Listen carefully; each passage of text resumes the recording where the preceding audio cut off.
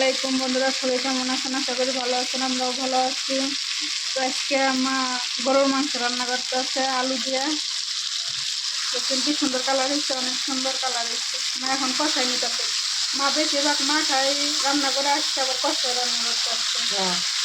বেশিরভাগ আমি কিন্তু গরুর মাংস মাথায় রান্না করি। আজকে মা কি জানি মনে করে কষাই সামনে হলো কুরবানি 3 দিন পরে। কি সুন্দর কষাইছে, এমনি খাইতে মনে চাইতেছে। আর এখানে পুঁই শাক রান্না করা হবে ভামটি মাছ দিয়ে। টাটকা পুঁই শাক, একদম বাটা মাছ দিয়ে পুঁই শাক দিয়ে আলু দিয়ে রান্না করা হবে। আপনারা দেখতে থাকুন আর আমাদের সঙ্গে থাকুন। আমাদের তরকারি হয়ে গেছে গা, এখন আমরা নামাই নিব। এগুলো কাঁচামরিচের তরকারি। আমরা কাঁচামরিচই খাই, শুকনো মরিচ কম খাই। সবাইকে ঈদ মুবারক। এবং 3 দিন পরে তো ঈদ। এখানে যে পুঁই শাক দিয়ে রাখছি, দেখছেন একদম টাটকা পুঁই শাক দিয়ে মাছ দিয়ে রান্না করবো।